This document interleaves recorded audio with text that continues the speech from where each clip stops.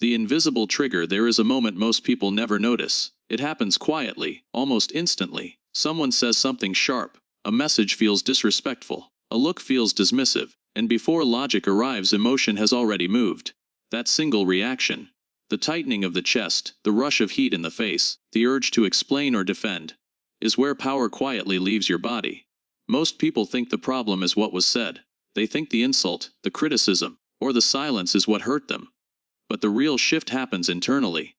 The moment you react emotionally, you surrender control of your inner world to something outside of you. This is the invisible trigger. It does not announce itself. It doesn't feel dramatic. It feels normal. And that is why it is dangerous. What most people miss is that every emotional reaction is information. It reveals what still owns you. It exposes what you are attached to: approval, respect, validation, being understood. When someone can activate those needs with a single word or gesture, they don't just affect your mood. They temporarily steer your behavior.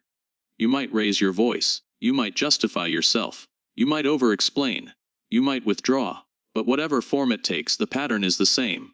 Something external just dictated something internal. The world does not control people. Unexamined emotional reflexes do. This is where emotional tension lives. You feel it when your mind knows you should stay calm, but your body wants to respond. You feel it when silence would be powerful, but explanation feels safer. You feel it when walking away would protect your dignity, but proving your point feels urgent. That tension is not weakness. It is the threshold of awareness. It is the space where self-mastery begins. Most people never pause inside that moment. They obey it. They react because they believe reaction equals strength. They think defending themselves shows confidence. They think expressing emotion proves authenticity. But psychologically, it does the opposite. Every visible emotional response gives others a map of your internal world. It shows them where to press. It teaches them how to move you. It tells them what matters to you more than your own composure. Once you see this, you can't unsee it. You start noticing how often people try to provoke reactions, even unconsciously. A passive comment, a delayed reply, a dismissive tone. Not because they are evil, but because humans seek feedback. They want to know they still matter. They want confirmation of influence. They want to feel impact. And emotional reactions provide that instantly. They are proof of relevance. This is the psychological realization. Reacting emotionally doesn't just reveal vulnerability. It rewards intrusion. When someone disrupts your inner calm and you respond automatically, you train them that they have access to you. You teach them that your emotional state is negotiable. You show them that your attention can be pulled without consent. Over time, this shapes relationships, power dynamics, and self-perception in ways most people never consciously register. But something changes when you stop feeding that loop. The moment you pause instead of reacting, the entire dynamic shifts. You feel the emotion rise, but you don't let it speak for you. You notice the impulse, but you don't obey it. You create space between stimulus and response. That space is everything. Inside it lives clarity. Inside it lives choice. Inside it lives authority. This is not suppression. This is observation. You don't deny what you feel. You simply don't allow it to drive you. That is the mindset shift. You stop asking why people behave the way they do, and start asking why certain behaviors move you. You stop trying to control situations, and start regulating your internal state. You stop measuring strength by expression, and start measuring it by restraint. The quiet truth is that emotional control is not about being cold. It is about being sovereign. When you no longer rush to defend yourself, people feel it. When you don't chase validation, conversations change. When you remain centered while others escalate, you become unpredictable in a way that commands respect. Not because you are intimidating. Because you are no longer emotionally accessible in the ways they expect. You begin to notice something subtle. People speak differently around you. They explain themselves more. They test you less. They hesitate before pushing boundaries. Not because you demanded it, but because your presence communicates something without words. It communicates that your inner world is not easily disturbed. And this is where identity starts to transform. You stop seeing yourself as someone who must respond to every stimulus. You stop identifying with every emotional spike. You stop believing that being understood is more important than being composed. You start seeing yourself as the observer of your own reactions, the guardian of your internal environment, the one who decides what deserves energy. You realize that true power is not loud. It doesn't argue. It doesn't justify. It doesn't rush. It watches. And as you practice this, in small moments, in uncomfortable silences, In situations where the old version of you would have reacted, something deep rewires. You begin to feel untouchable not because nothing affects you, but because nothing owns you anymore. Your emotions become signals instead of commands. Your reactions become choices instead of reflexes. Your presence becomes grounded, steady, and quietly unmovable. This is how the invisible trigger loses its grip. Not through force, not through performance, but through awareness, restraint, and the decision to remain internally anchored, no matter what unfolds around you. The silent power rule. There is a rule operating beneath every social interaction, and almost nobody is taught to see it. It doesn't live in books or speeches, it lives in pauses, in eye contact, in what people choose not to say. The rule is simple but uncomfortable. The person who needs less emotionally controls the dynamic. Most people spend their lives trying to gain influence by speaking louder, explaining more, or reacting faster. But psychological authority doesn't come from visibility. It comes from detachment. You can feel this rule at work when someone refuses to chase you, when they don't clarify themselves, when they don't rush to repair awkward silence. Something about that absence creates tension. Your mind starts filling gaps. You wonder what they're thinking. You feel compelled to engage. That's not coincidence. That's human psychology responding to emotional scarcity. What most people miss is that attention flows toward what feels unavailable. When someone stays calm while others push for reaction, the nervous system of the room subtly reorganizes around them. They become the still point, the reference frame.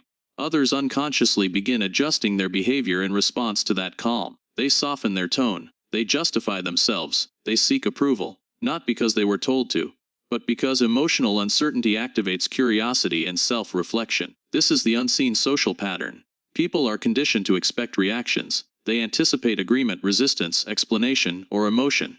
When none arrives, it creates a vacuum, and nature hates vacuums, so minds rush to fill it. They replay conversations, they analyze expressions, they wonder where they stand. The quiet person becomes the psychological center of gravity. This is why emotional detachment feels powerful to others even when it is gentle. Human behavior is driven more by unresolved uncertainty than by confrontation. A raised voice invites resistance. A calm silence invites introspection. When you don't immediately respond emotionally, people start projecting meaning onto your stillness. They assume depth. They assume confidence. They assume control. And the deeper truth is that they are not responding to your silence. They are responding to your internal regulation. Most people leak emotion constantly. Their face shows frustration. Their body shows tension. Their words reveal insecurity. But when you hold your emotional posture steady, you become harder to read. And what cannot be easily read is automatically treated with caution and respect. This is the psychological leverage point. Not manipulation. Not intimidation. Just composure. When someone insults you and you don't react, they feel exposed. When someone tests you and you remain neutral, they feel uncertain. When someone expects defense and receives quiet observation, they recalibrate. You didn't overpower them. You didn't out-argue them. You simply refuse to participate in emotional exchange. And that refusal is what changes everything. People sense when they cannot move you easily. They become more deliberate, more careful, more aware of their own behavior. Because emotionally detached individuals force others into self-awareness. This is why calm people often seem intimidating without trying. It's not because they project dominance. It's because they don't offer emotional entry points. The world is built around stimulation and reaction. News cycles thrive on outrage. Relationships revolve around emotional feedback. Social hierarchies are negotiated through displays of feeling. So when you remove yourself from that loop, you operate by a different set of rules. You stop being reactive matter. You become stable structure. That stability is rare, and rarity commands attention. The mindset shift happens when you realize that you don't need to be understood in every moment. You don't need to correct every misinterpretation. You don't need to prove your intentions. You don't need to explain your silence. You begin prioritizing internal alignment over external validation. You stop performing clarity for others and start preserving clarity for yourself. This changes how you move through conversations. You speak slower. You listen more. You choose your responses instead of releasing them. You let awkward pauses exist. You allow people to reveal themselves without interruption. You become more observant than expressive, and something quiet but profound happens. You stop feeling pulled by other people's emotional states. Anger no longer infects you. Anxiety no longer spreads to you. Approval no longer defines you. You remain centered even when others are charged. You don't absorb chaos. You witness it. Over time, this rewires your identity. You no longer see yourself as someone who must manage reactions. You see yourself as someone who manages energy. You become selective with attention, intentional with words, measured with emotion. You understand that not every stimulus deserves access to your nervous system. You become someone who chooses silence over noise, stillness over urgency, observation over impulse. And in that space, your presence becomes heavier. Your words carry more weight because they are rare. Your reactions become meaningful because they are intentional. People start taking you seriously not because you demand it, but because your emotional independence signals maturity and control. This is what it means to embody the silent power rule. You don't dominate rooms, you stabilize them. You don't seek authority, you emanate it. And without realizing it, people begin orienting themselves around your calm, because calm in a reactive world feels like leadership, expanded in the same controlled, reflective tone, with the heading included. No bullets, no motivational language, and no ending sentence. Discipline creates distance. There is a quiet internal conflict that almost no one talks about. It happens in the space between impulse and action, between what you feel and what you choose. Most people experience that moment as discomfort and immediately try to escape it. They distract themselves, they speak too fast, they react, they soothe their emotions through behavior. But the strongest minds learn to stay inside that moment. That is where discipline begins. Not in rigid routines or forced habits, but in emotional restraint. Discipline is the ability to feel something without becoming it, to notice tension without surrendering to it, to allow discomfort to pass through your body without letting it dictate your behavior. This is what most people miss. They think discipline is about productivity. In reality, discipline is about sovereignty over your inner world. When emotions rise, they usually demand movement. Anger wants expression, fear wants avoidance, desire wants gratification. The nervous system is wired to resolve emotional tension quickly. But every time you obey that urge, you reinforce a pattern. Stimulus equals reaction. Over time, that pattern becomes identity. You become someone who reacts. But when you interrupt that loop, something changes. When you sit with emotional pressure instead of releasing it, you create psychological distance. You stop being fused with your feelings. You begin observing them. That observation weakens their control over you. This is the emotional control principle. Feelings are temporary signals, not commands. They carry information, but they do not deserve authority. Most people let emotions steer their decisions because they never learned how to pause. They confuse intensity with truth, urgency with importance. But discipline teaches you that not every internal experience requires external response. You start to recognize that your first impulse is rarely your wisest one, and that realization changes how you move through conflict, temptation, and pressure. Mental boundaries form when you stop acting immediately. You create space between sensation and behavior. You allow silence to exist inside you. That silence becomes a buffer, a filter. It protects your clarity. You begin noticing patterns in yourself. How certain words trigger defensiveness, how specific situations activate insecurity, how particular people provoke emotional reactions. Instead of blaming the world, you study your internal responses. That awareness is power, not loud power, not visible power, quiet internal authority. As discipline deepens, your emotional landscape becomes calmer, not because you suppress feelings, but because you no longer amplify them. You don't rehearse arguments in your head. You don't replay perceived slights. You don't chase validation. You don't rush to fix discomfort. You allow emotions to rise and fall like weather. This psychological transformation doesn't happen overnight. It is built through repeated moments of restraint. Each time you choose not to react, each time you breathe instead of respond, each time you walk away instead of engage, each time you delay gratification, each time you remain silent when provoked. Those small moments accumulate. They shape your nervous system.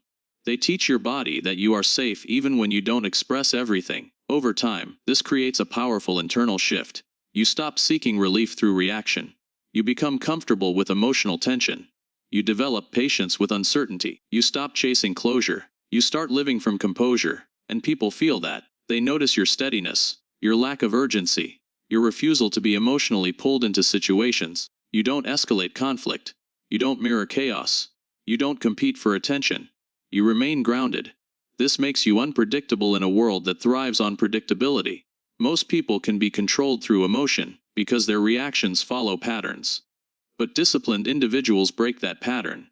They don't give easy access to their emotional state. They don't reveal their inner world on demand. This is what creates psychological separation.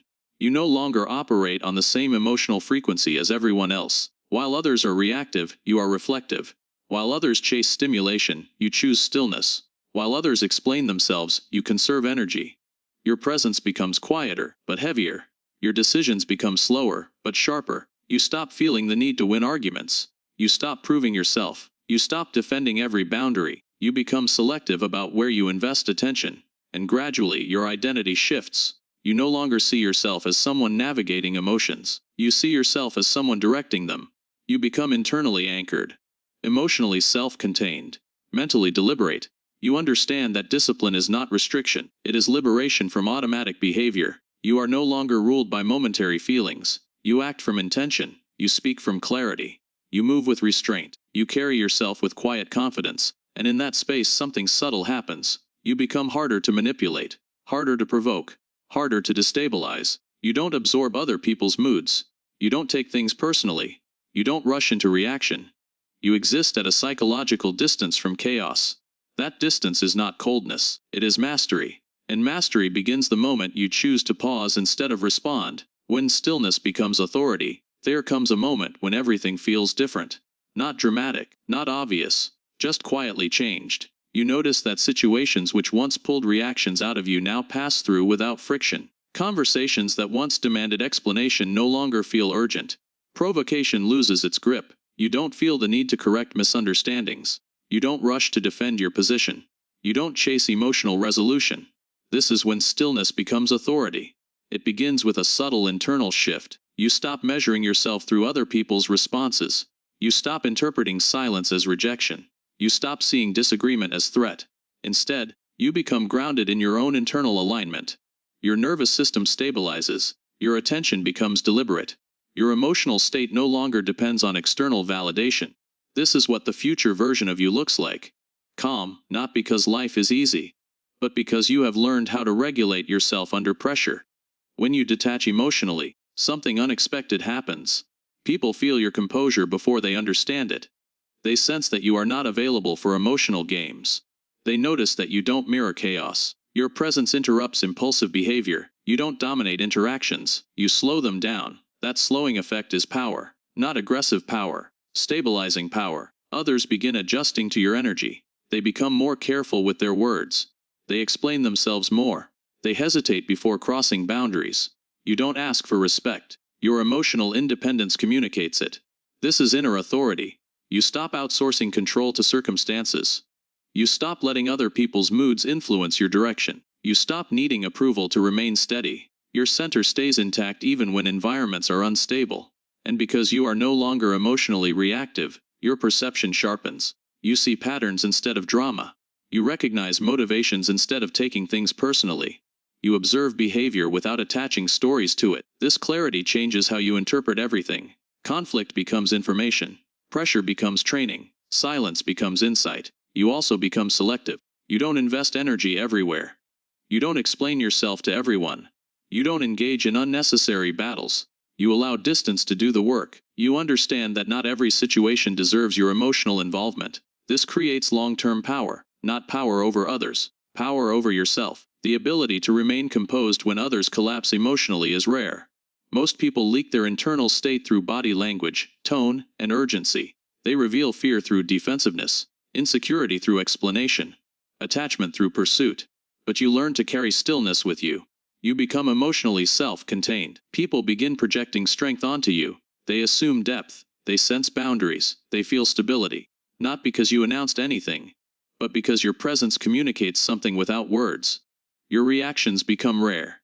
Your words become intentional. Your silence becomes meaningful. And over time, this reshapes your identity. You no longer identify as someone who reacts to life. You recognize yourself as someone who observes it. You stop being emotionally accessible to chaos. You stop absorbing other people's instability. You stop negotiating your worth through interaction. You begin moving differently. You walk slower. You speak less. You listen more. You don't rush moments. You allow things to unfold. This is not withdrawal. This is composure. You still care. You still feel. But your emotions no longer run the system. You carry warmth without dependence. You carry confidence without display. You carry power without aggression. This is what makes you psychologically untouchable. Not isolation, not coldness, internal sovereignty. You understand that respect is not forced, it is felt. You understand that strength is not performed, it is embodied. You understand that calm is not passive, it is controlled awareness. And gradually, your nervous system learns a new baseline. You stop reacting to noise. You stop chasing emotional closure. You stop giving energy to what does not align with your direction. You become internally quiet even when the world is loud. That quiet becomes your shield. Your clarity becomes your advantage. Your detachment becomes your freedom. And one day you realize something simple and irreversible.